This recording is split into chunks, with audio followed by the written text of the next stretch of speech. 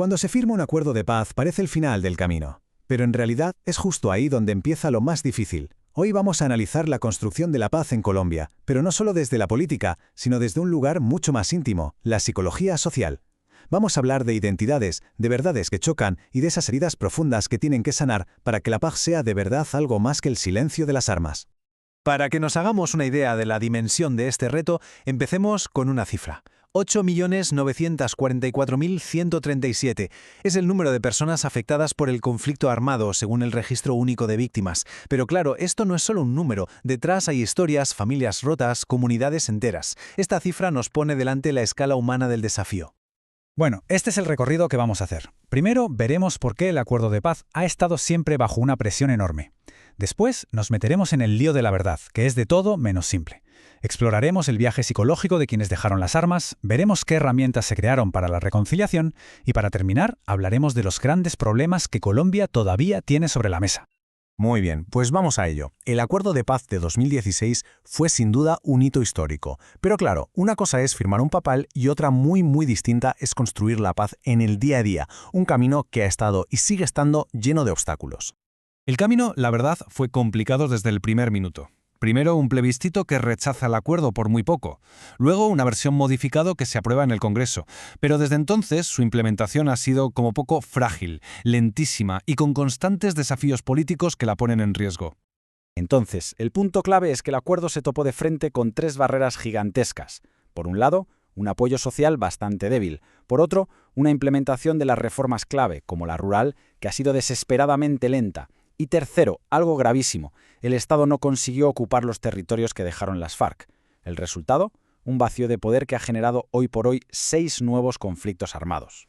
Y aquí es donde llegamos al corazón de este análisis. Porque los retos más profundos, los más difíciles de resolver, no son solo de logística o de política. Están en la mente, en las emociones y en las identidades de toda la gente que vivió la guerra. Son desafíos psicológicos. A ver, aquí la cosa se pone realmente interesante y compleja. Para entender la paz en Colombia hay que olvidarse de la idea de que existe una sola verdad, una sola historia. La verdad aquí no es una línea recta, es más bien un laberinto de memorias, de relatos y de narrativas que chocan entre sí. Las fuentes que analizamos nos hablan del paradigma de la complejidad. ¿Y esto qué es? Pues, dicho de forma sencilla, es entender que la verdad en un posconflicto no es una foto fija.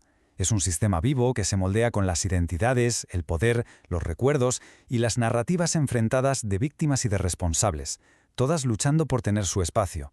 Hay una imagen del filósofo Walter Benjamin que lo explica de una forma brutal.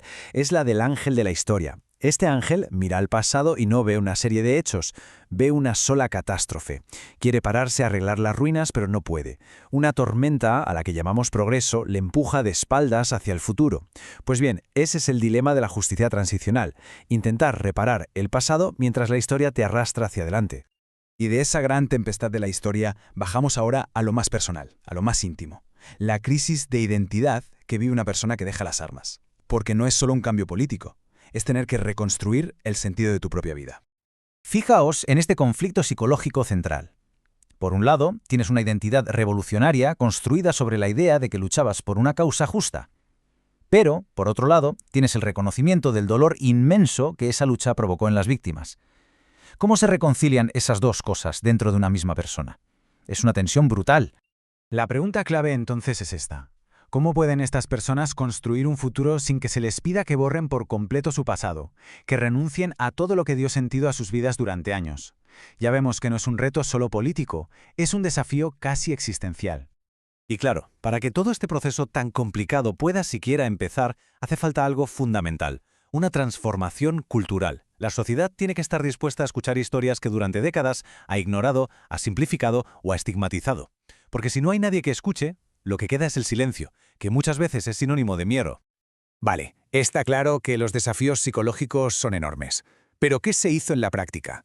¿Qué herramientas concretas se crearon en el acuerdo para intentar navegar en este mar de dolor y de verdades enfrentadas?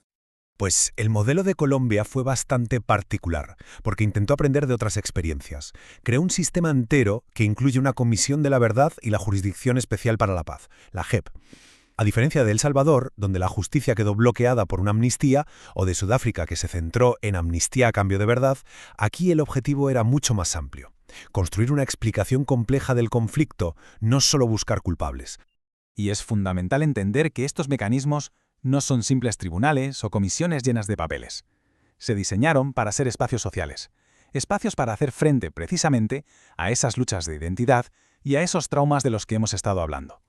Son, en el fondo, herramientas para intentar procesar el dolor de todo un país. Pero, y es un pero muy grande, a pesar de tener estas herramientas tan potentes, el acuerdo dejó sin tocar varios problemas estructurales profundísimos. Justo los problemas que, en primer lugar, alimentaron la guerra durante décadas. Hay tres cuestiones que destacan por encima del resto. Primero, un modelo económico basado en sacar recursos de la tierra, que a menudo genera conflictos. Segundo, una desigualdad social brutal y que viene de muy atrás. Y tercero, la necesidad urgente de reformar las fuerzas de seguridad para adaptarlas a un tiempo de paz. La escala de estos problemas es inmensa. Empecemos por la tierra. Se calcula que unos 6 millones de hectáreas fueron despojadas durante el conflicto, una cifra que nos habla del drama del desarraigo en el campo colombiano. El coste económico es igual de abrumador.